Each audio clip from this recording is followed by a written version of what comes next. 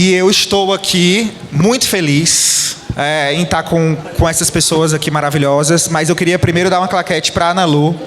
Eu chamo a Ana Lu de minha chefa, que a gente tem trabalhado muito em construir um projeto que eu morro de orgulho, que é MB Creators.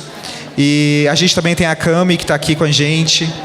E é um projeto realmente muito genuíno, que a gente tem trabalhado cada vez mais a influência dentro desse grupo, que é um grupo tão importante. Eu quero te agradecer a oportunidade de deixar a gente fazer parte disso tudo e poder construir essa história. Eu aprendo muito com você todos os dias e eu tenho muito orgulho de estar aqui com você, de verdade mesmo, de coração.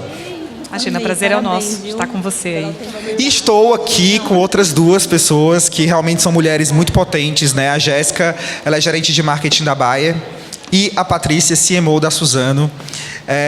São duas grandes, né, conglomerados de marcas, e o que a gente quis trazer nesse painel foi muito sobre esse tema, né? Porque vocês hoje lideram, estão dentro de um grupo com várias marcas, um grupo multi-branding, né? Que a gente entende que cada marca tem a sua essência, tem o seu olhar, tem o seu ponto de comunidade, tem o seu contexto. E eu gostaria de começar com essa pergunta para vocês. Até fazer essa pergunta para vocês duas. Qual que é a maior dificuldade, sendo CMO de um grupo que tem várias marcas e cada marca tem o seu olhar, de conseguir manter a essência de cada uma delas e, ao mesmo tempo, conseguir usar a cultura que permeia todo o grupo? Primeiro, boa tarde para todo mundo. É um privilégio estar aqui com vocês para debater isso.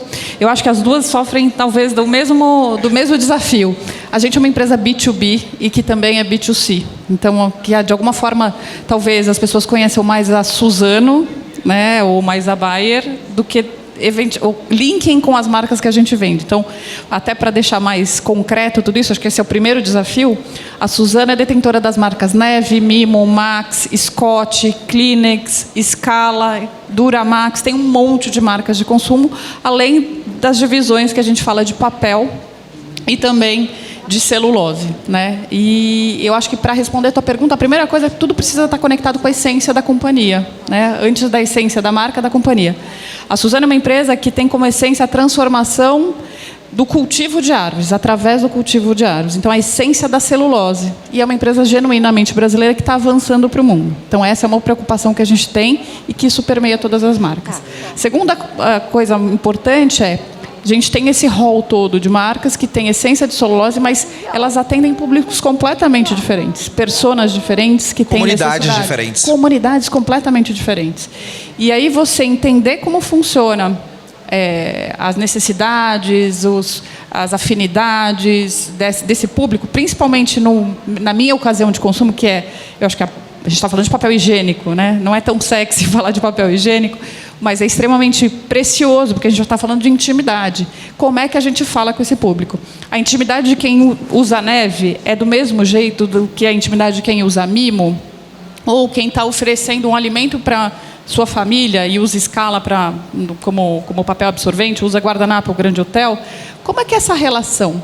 Então, entender essas relações dessas personas diferentes para a gente determinar o posicionamento das nossas marcas e aumentar a conexão das nossas marcas. Imagino que seja muito parecido com você. Sim, eu acho que a gente tem um pouco esse desafio de complexidade de categorias diferentes também, né? Então, a gente tem produtos tanto que são medicamentos sem prescrição, que são super regulamentados e tem várias regras chatas que a gente tem que seguir, que limita muito a criatividade, desde produtos cosméticos, de cuidados para bebê. Então, acho que é isso, assim, acho que conectado com o que a Patrícia falou, são consumidores diferentes, jornadas diferentes, tons de linguagem diferentes da marca. E eu acho que o que a gente tem tentado muito fazer é a escolha do creator, com certeza, acho que é um dos pontos mais difíceis e principal, porque acho que essa conexão tem que ser muito genuína. A gente já tentou muito forçar um creator, um influenciador a trabalhar com uma marca nossa que não tinha nada a ver e ficava quadrado e as pessoas percebem. Então, acho que essa escolha tem que ser muito genuína mesmo e tentar achar esse ponto de contato entre as marcas nas diferentes jornadas, assim. Então, eu acho que também vai da jornada que o creator tá. Eu acho que os principais ganhos que a gente teve é quando a gente conseguiu, por exemplo, uma influenciadora que estava grávida ia falar do nosso produto de bebê, só que ao mesmo tempo ela também precisava se cuidar e cuidar da pele. Então ela falava de Bepantol Baby, em outro momento de Bepantol Derma, que é para cuidar da pele. E aí fica uma conexão, de fato, isso genuína, né? E você consegue... a pessoa talvez conhecia uma marca só, e aí, através desse trabalho junto com o creator, ela acaba conhecendo outras marcas do portfólio. Mas é isso, acho que esse encaixe e da as jornada... oportunidades que vão encaixando, Sim. né? As coisas vão acontecendo. Então, você acabou de falar de uma questão que, na verdade, não foi pautada, aconteceu. E aí você acaba colocando os produtos e vai tornando tudo aquilo muito mais real. É vivo, né? É eu vivo. falo que o mundo dos creators, ele é o mundo dos Cs. Então, de conteúdo, né? Porque é um conteúdo muito mais genuíno. Vocês estavam falando no painel anterior. Ele está falando de credibilidade, que foi uma coisa que você também falou aqui alguns minutos atrás. Então, tem história. Ele tem que entender e se conectar com a história. Eu falo que é o mundo dos Cs, né? Conteúdo, credibilidade, conexão, customização, consistência. Então, tudo isso tem que estar na tônica do Curadoria. creator. Curadoria, super importante. A curadoria que a gente faz e que eles fazem da gente também. Eu ouvi uma frase... duas vias, né? Super, eu ouvi uma frase que foi muito legal, que com o crescimento da inteligência artificial, 2 Cs sempre vão existir: criatividade e curadoria. Porque isso é uma coisa que só a gente humano consegue fazer. E comunidade também, sabe? Você tocou nesse comunidade. assunto. Eu acho, você tem um senso de comunidade, de cocriação. Aí é o mundo de cena, né? De cocriação também. Parece até brincadeira, né? Mas essa coisa da comunidade que cocria com você, hoje não existe uma empresa que vai lá e determina sozinho o posicionamento da marca. Tem muito dessa coisa, a gente falou acho que as meninas aqui no painel anterior falam do conteúdo orgânico, dessa cocriação mesmo. Você observa a jornada, você vê o que está acontecendo. A gente faz isso muito com Neve. Neve é uma marca que está há mais de 50 anos no mercado, só que a gente não pode parar no tempo. Eu tenho que observar as rotinas. Já eu vou puxar, inclusive, sabe o quê? Neve no festival. Tipo, é um negócio assim... Quem vai no The Town vai ver neve. Muito legal, Olá, muito legal. Eu quero puxar isso isso também depois. Marcas que pareciam não ser tão óbvias estarem em lugares e pontos de comum, mas eu vou chegar lá. Eu quero puxar para a Ana Lu o seguinte.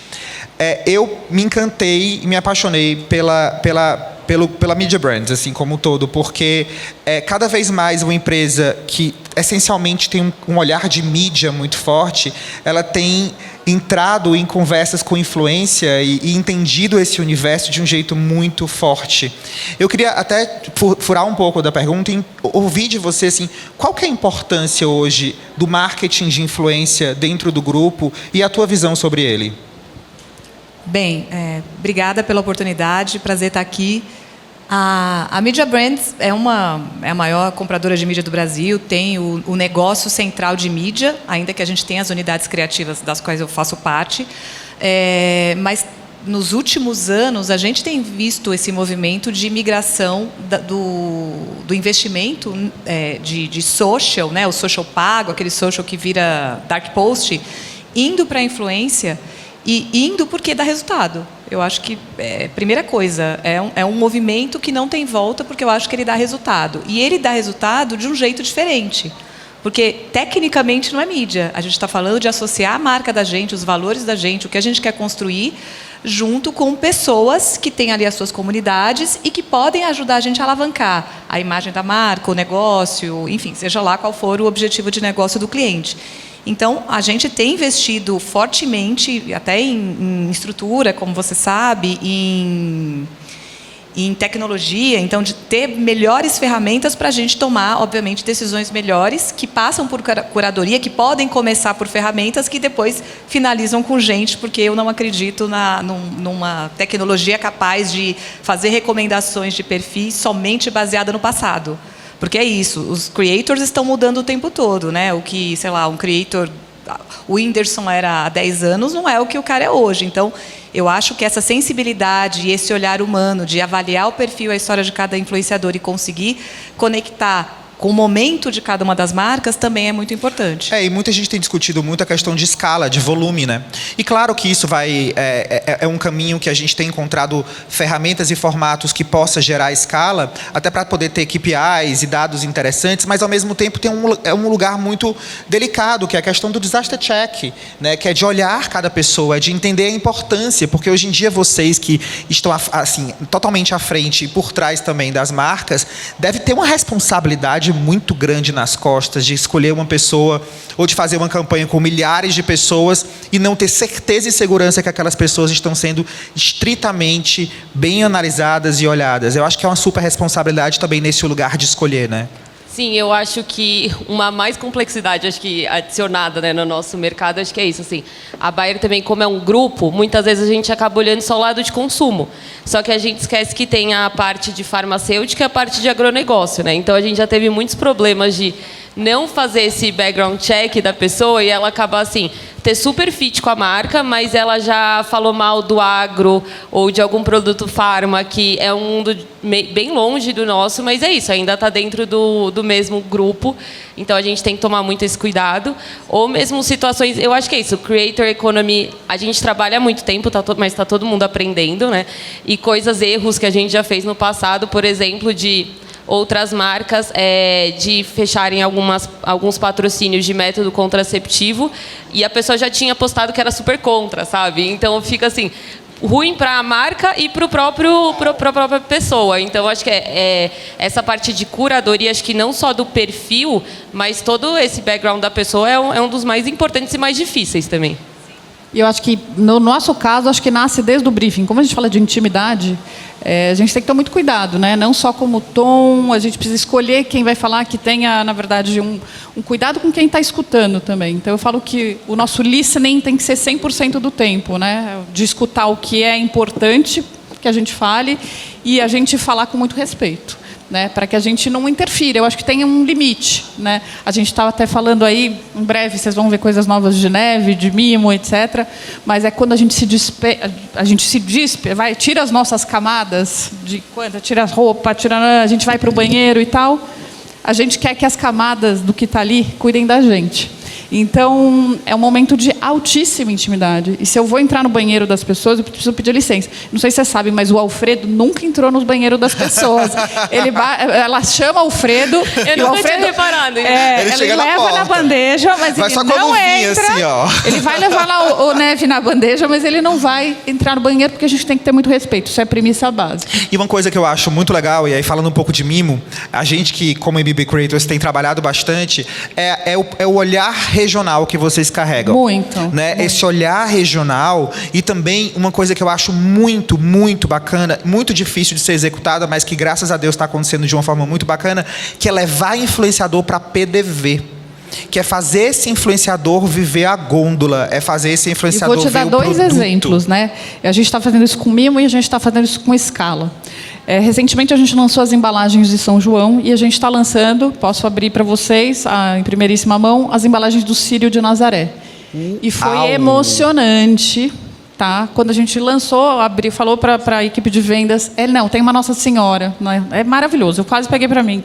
Eu falei, nossa, o Círio é uma coisa surreal. Só lá, né? Uau. Então, assim, as pessoas da fábrica ficaram muito emocionadas desse olhar regional. Então, isso eu acho que é uma preocupação que as companhias precisam ter. Com respeito interno, porque os nossos colaboradores são, de fato, os nossos primeiros embaixadores, e depois com quem a gente está escolhendo para falar das nossas marcas. E se a gente souber fazer isso no ponto de venda, eu acho que eu e Jéssica aqui temos uma responsabilidade grande de construir marca no ponto de venda, porque a gente é diferente de um produto, embora seja massivo. É o estímulo do sell-out, né? Imediato, que precisa ser feito ali. Exato. A compra online dele acaba sendo por uma consequência dentro de uma compra geral. Apesar que já cresceu muito, né? Então, porque essa relação one-to-one extremamente customizada, ela tem se aprofundado. Principalmente depois da pandemia, a gente nota, vou te dar um pouco de dado, principalmente os e-commerces dos principais varejos representam mais de 20% das vendas de papel higiênico hoje. Então, assim, cresceu muito. Então, também essa nossa comunicação, como os creators entram nessa relação? Como é que a gente cruza canal e como a gente trata esses pontos de venda de forma aí ampla, que é um pouco o que a Jéssica falou de jornada. Como é que eu vou entender essa jornada e vou entender esses pontos de conexão? Muito bom. Jéssica, qual que é a importância do creator no PDV, espalhado por todo o Brasil? Porque, por exemplo, vocês são uma marca que estão em todos os lugares, farmácias, em todos os lugares que você entra, até naquele interior vocês estão lá. Então, existe um olhar de distribuição muito, muito grande, mas ao mesmo tempo vocês são a marca de qualquer brasileiro. Isso é uma super responsabilidade, porque você tem que falar de norte a sul do país de um jeito genuíno, né? Sim, eu acho que a gente também tem aprendido muito, acho que com alguns creators que a gente tem trabalhado. E acho que os principais relacionamentos são quando tem essa troca genuína e a gente ouve deles, assim. Dá um exemplo que ano passado a gente estava fazendo uma campanha junto com a Media Brands com o Gino Canesten. Não sei se quem conhece, é um tratamento para infecção íntima. Então, muito legal, aliás. é um negócio muito nichado, as pessoas não têm informação, têm muita dúvida. E ano passado a gente estava trabalhando com vários creators e vários deram feedback para a gente de... Eles não encontravam na farmácia, ou quando encontrava, achava confuso entender qual produto era o ideal para eles. Então foi muito legal, porque a gente estava numa campanha muito focada em educação, óbvio, mas falando de sintomas, como identificar a sua infecção. Esse listening deles pautou vocês, exato, em algumas mudanças. E aí a gente começou a complementar, porque assim, não adiantava a pessoa só entender sobre o produto, se ela chegava lá no ponto de venda, ela não conseguia comprar. E junto disso, ainda é uma categoria que tem muito tabu, tem muita vergonha, então a pessoa não pede ajuda. E ter esse feedback deles, porque é isso, assim, a pessoa é um creator, mas ele também é o consumidor final. E ouvir esse feedback, acho que ajudou muito a gente também a adaptar e complementar a nossa campanha. Não, muito bom. Ana, e falando um pouco de dados, assim, de insights, assim, o que é que vocês percebem no olhar de agência quando tem creators envolvidos em campanha? Qual que é o olhar maior para a agência como um todo? É construir comunidade, gerar conversa, é trazer conteúdos para o digital, é humanizar a marca? Ou existe um KPI de venda ali que interfere?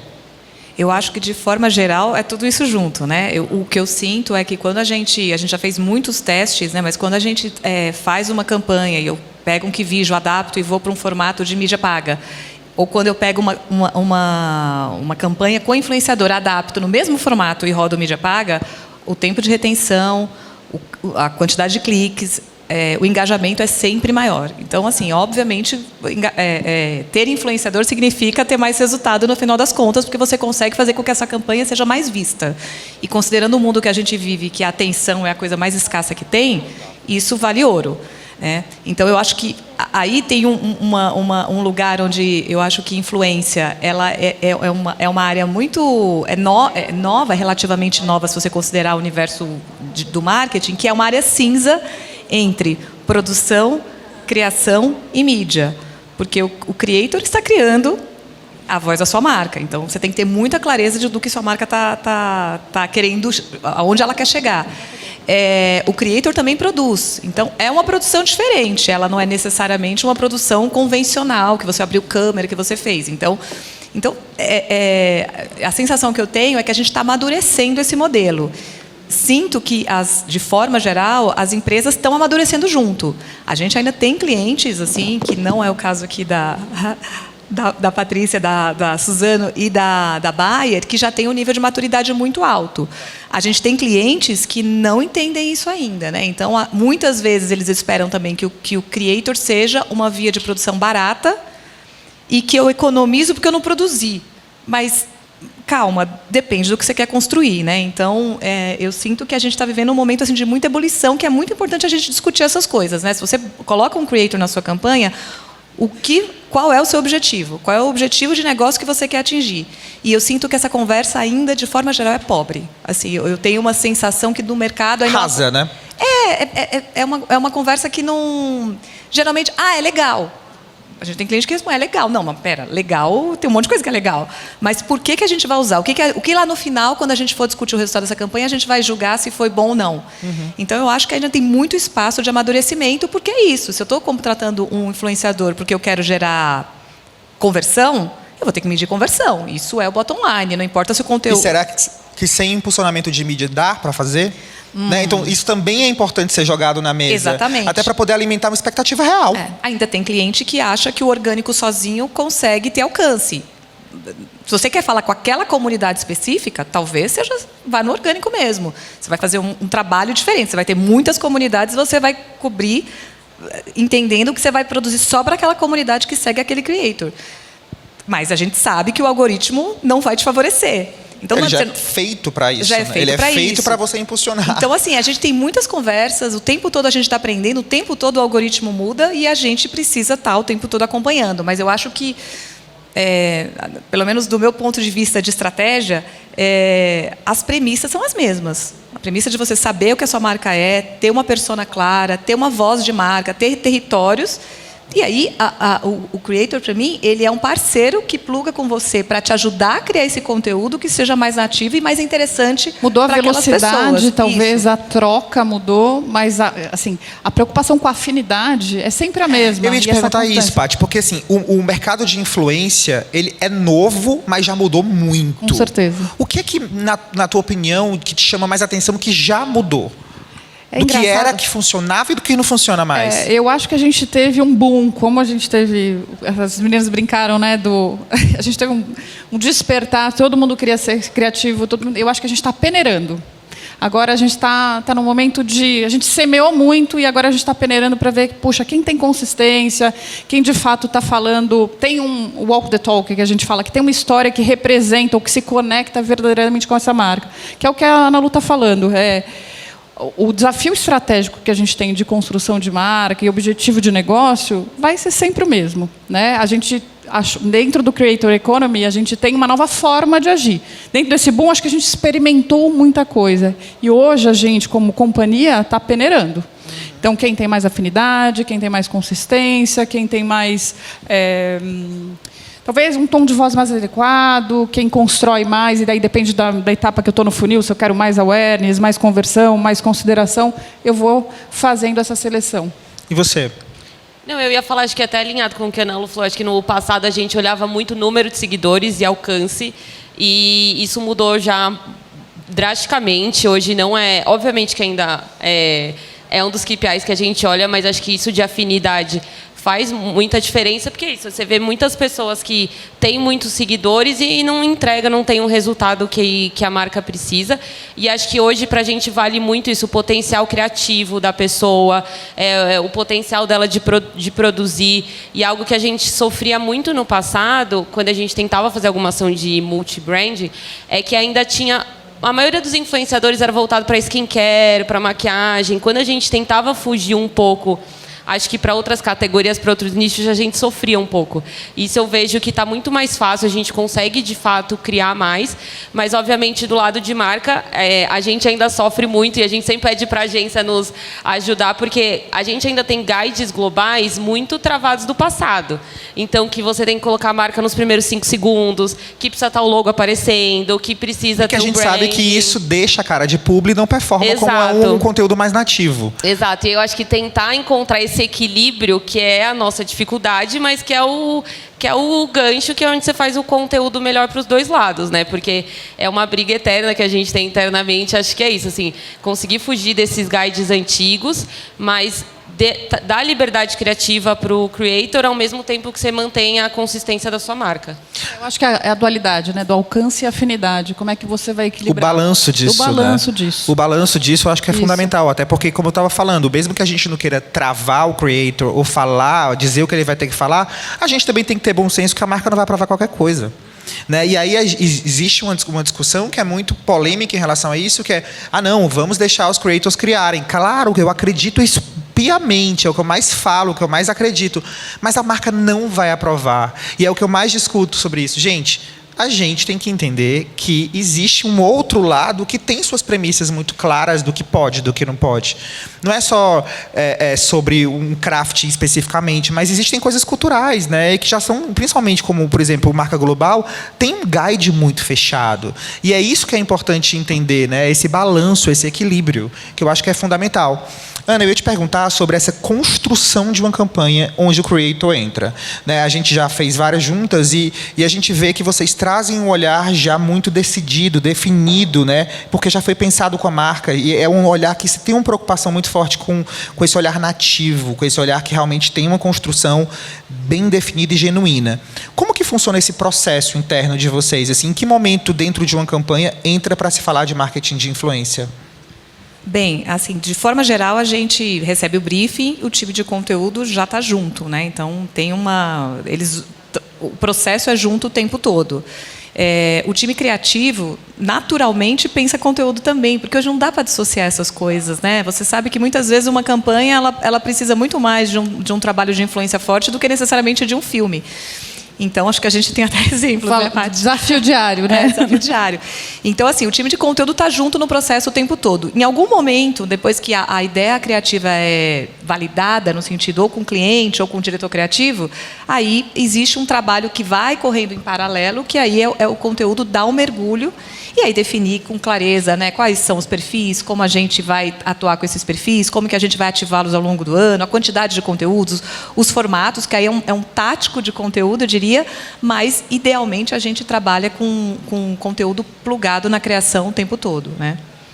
Isso é muito legal, porque fica uma linha muito coesa, né, daquilo que você quer passar e como você quer trazer. E eu acho que esse olhar é muito interessante. Quando a gente vai, por exemplo, e sai do tradicional e a gente coloca neve, por exemplo, num The Town, é uma construção muito rica, né?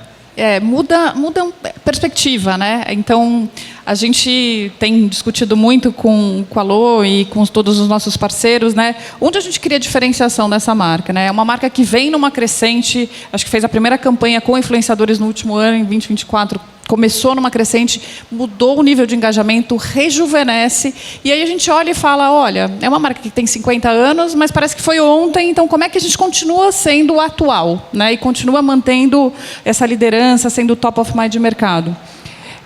A gente percebeu que a gente tinha que se aproximar desse público. E qual é a melhor forma da gente se aproximar desse público? Eu não ia competir com os grandes investidores ali, até porque o meu produto talvez não tivesse licença poética ou aderência para competir, talvez, na arena. E a gente decidiu oferecer para quem estiver no camarote do The Town o melhor banheiro de qualquer festival. Então, começa agora a nossa jornada.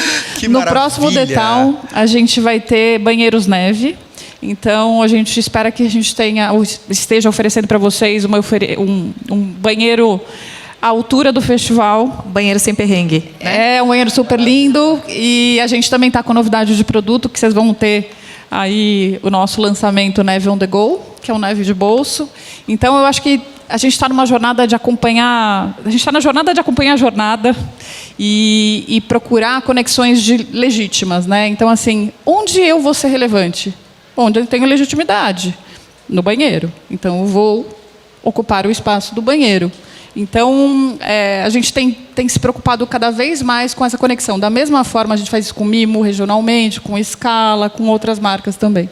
Então, esse olhar...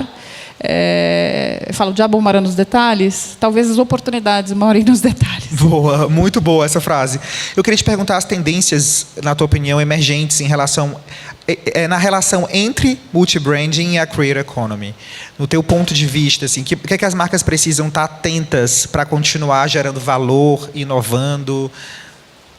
Eu acho que vai um pouco do que a gente falou, né? Eu acho que a gente tem que tentar trabalhar muito com creators que são mais multitemas, não sei se existe esse termo, mas assim, que conseguem, de fato, acho que navegar nas diferentes categorias que a gente trabalha em marcas, porque eu acho que isso fica mais genuíno e, de fato, fica mais autêntico do que a gente trabalhar, acho que, com nichos específicos que muitas vezes não se encaixam. Mas, obviamente, assim, isso vai muito, que a gente falou, desde o briefing e da gente dar essa liberdade para o influenciador criar. Eu acho que essa cocriação é algo que é uma tendência que a gente tem visto cada vez mais e algo que a gente tem tentado trabalhar co-criar com eles, não só no momento do briefing, mas acho que o quanto antes a gente começar desde o começo do processo criativo, tem campanhas que a gente já viu o quanto isso agregou muito. Então, um exemplo, acho que a gente trabalhou com a Lowy ano passado.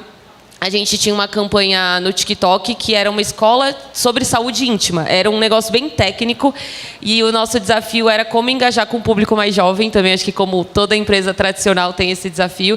E aí a gente trabalhou com a Marcela McGowan, que é uma ginecologista e ela tem um lado muito criativo. E tem uma base de comunidade gigantesca. E ela criou muita coisa junto com a gente. Acho que as aulas que a gente ia dar, o tom de linguagem, ela trouxe temas novos pra gente. Então, acho que essa parte de trazer os influenciadores mais para dentro de casa e desde o começo é o que a gente tem buscado e a gente está vendo muito isso como uma tendência e que é isso. Acho que quando você tem essa consistência, uma parceria mais a longo prazo, faz muito sentido e agrega muito.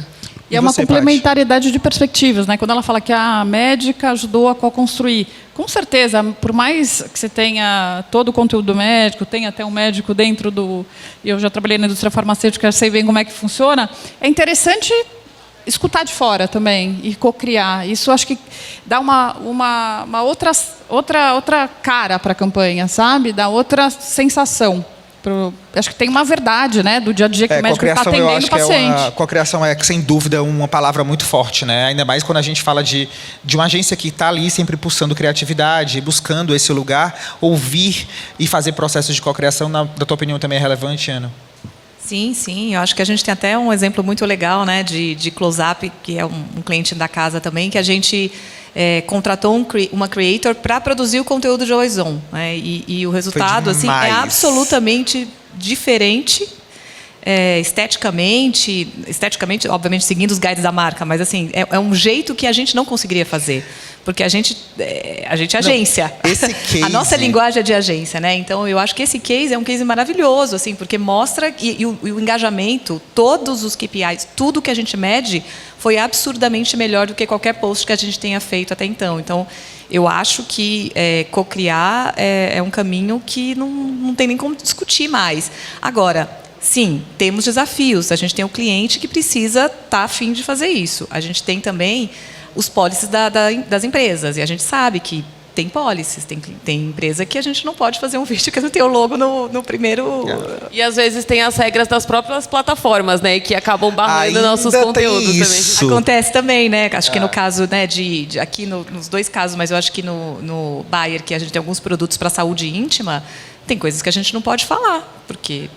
A plataforma entende como algo... Mas até abrindo um pouco mais esse case de Close-Up, ele foi tão legal, porque, na verdade, a ideia era humanizar cada vez mais o social da marca. E aí a gente pegou uma influenciadora nativa, nem olhou para a audiência dela, ela nem postava no dela. Ela criava, ela era uma criadora nativa para a rede social da marca. Ela era de Goiânia, não era, Vini? Goiânia, né? E, cara, foi muito bom, porque ela trouxe assets muito nativos, muito reais, e a gente percebe como a rede social, ela conversa de verdade. Parece que virou um rede creator, né? Então eu acho que quando a gente fala de mercado de influência, a gente vai muito além do vou fazer uma publi. Existe a questão de, cara, quero contratar... Uma conversa, né? Então, e também tem vários formatos do tipo, cara, eu quero contratar 50 nomes que não vão precisar postar no perfil dele, eles vão gerar crafts nativos digitais só para fazer dark post. Tem muitas possibilidades, né? Tem a possibilidade, não, quero conteúdos collab, não, quero levar para PDV, não, quero aprofundar assuntos e cocriar com uma médica influenciadora. Então, eu acho que é abrir esse campo de visão que a gente está lidando com consumidores também, mas que também são criativos e são geradores de conteúdo para que todo mundo se empreste um pouco, né? Desse conteúdo que vem e que vai, e como se provoca, e como faz esse contexto acontecer de uma forma genuína, né? Que é o que a gente está colocando aqui. Vocês têm algum case legal para trazer relacionado a um movimento com influenciador? A gente tem alguns já, assim, através da MB Creators, né? Tem um trabalho com o Suzano também, institucional, que foi muito legal, foi muito bonito também aquele conteúdo, foi bem bacana.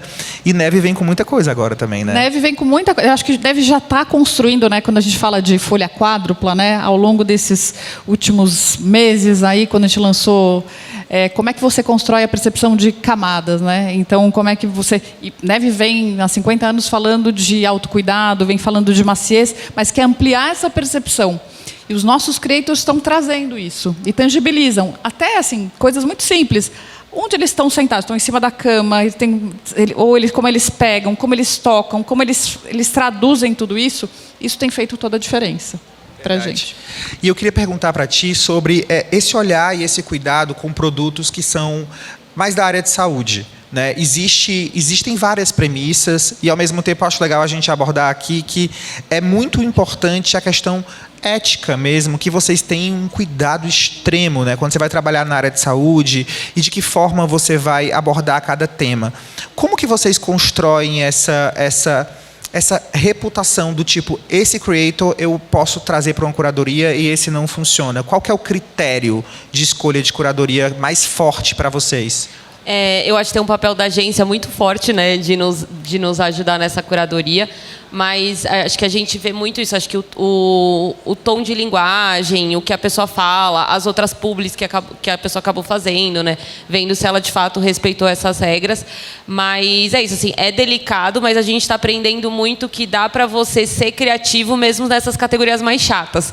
Então, no passado, quando a gente pensava assim, um analgésico, um antialérgico, era muito raro você ver influenciador falando disso, porque a gente achava que ia ser impossível. E eu acho que é legal isso, assim, os influenciadores nos fizeram aprender que dá para você tratar temas chatos de jeitos divertidos.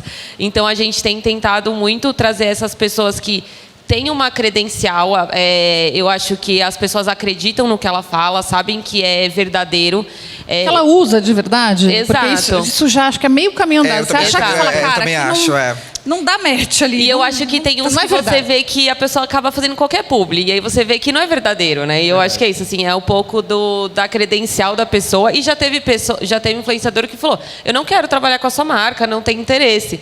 E no passado, obviamente, a gente ficava sentido, mas isso é saudável, porque realmente não É melhor vai que seja funcionar. assim, né? Do que você contratar uma pessoa que não está afim de entregar ou que não tem conversa mesmo com aquilo que você quer fazer. Exato. Então, eu acho que é isso. Tem esses cuidados a mais, mas hoje a gente consegue encontrar pessoas e achar jeitos criativos e divertidos mesmo nessas categorias mais regulamentadas. Não, e uma coisa que eu queria puxar também é o mix de mídias e de plataformas. Por exemplo, a gente está com a campanha juntos agora da MB Creators, a gente traz o influenciador, que ele brinca, né, como se ele fosse um sósia da Ana Maria Braga.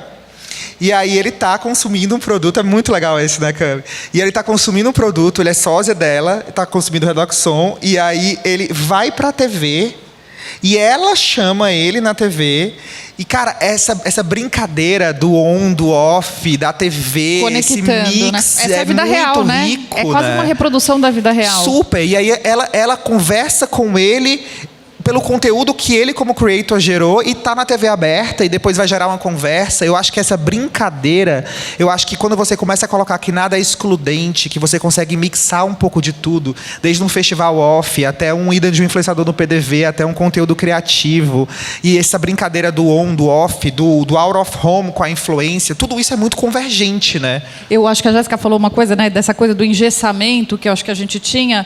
Hoje, eu acho que o que rompeu com os creators, né, mesmo que a gente tenha falado de um boom e a gente está peneirando, foi essa licença poética, né, de não tem uma regra. A regra, a gente está criando uma nova regra, uma nova linguagem, uma nova aproximação, novas conexões. Eu acho que o que não muda é o objetivo de negócio e a gente olhar para essa jornada, esse olhar empático para a jornada. Assim, o que é verdadeiro. E o resto a gente pode romper. Eu acho que, assim, só acrescentando, eu super alinhada com você, e eu acho que a gente tem que pensar sempre que, no final das contas, tudo que a gente faz é para convencer uma pessoa a ter uma ação. Não. E, assim, do mesmo jeito que peixe não vê água, ele nada, eu acho que o consumidor final não vê essas linhas tão fechadas, marcadas do online e do offline do evento, né? Putz, eu consumo neve, eu tenho um recall de neve são lá caixinhas, do passado. né, Ana Lúcia? Eu vou navegando. Talvez você nem lembre onde você viu. Você tem uma marca na cabeça. Uma vaga lembrança. Então, eu acho que a gente também, assim, como gestores de marca, ou do lado do cliente ou do lado da agência, a gente também tem que estar conectado com isso. E os creators são uma forma da gente fazer isso também. Eu acho que quando a gente consegue extrapolar, todo mundo ganha, né? Se for a voz certa, se for uma pessoa engajada também realmente com a sua marca. Eu acho que a gente sai de um papel que ele está produzindo ali um conteúdo específico e ele vira realmente um embaixador da marca, ainda que ele não tenha esse título, mas eu acho que é isso. A gente consegue transpor portões quando a gente consegue usar o creator assim, de um jeito mais integrado, né? Porque é isso, o consumidor, se ele gosta da marca Redoxon, se ele gosta da Ana Maria, se ele provavelmente segue o sósia da Ana Maria, ele consegue fazer essa volta e falar, pô, que legal isso, entendeu? Essa marca que está aqui tentando falar comigo está usando alguma coisa que tem valor para mim. Então, acho que também é um desafio da gente tentar usar de um jeito, às vezes, fazer menos e fazer coisas que tenham mais potência no final das contas. Total. Né? Olha, eu vou falar, que aula, hein? Amei, amei, amei, amei. Eu quero dizer que eu sou muito, muito feliz assim, em aprender, né, principalmente com mulheres assim, tão potentes, incríveis. Eu admiro muito o trabalho de todos vocês. Eu tenho certeza que a gente vai fazer ainda muita coisa juntos. E muito obrigado pela participação Obrigada de vocês. a você, a Foi uma recíproca é grande verdadeira. honra. A gente aprende junto. Obrigada a você. Passou a É ficar isso, gente. Muito obrigado.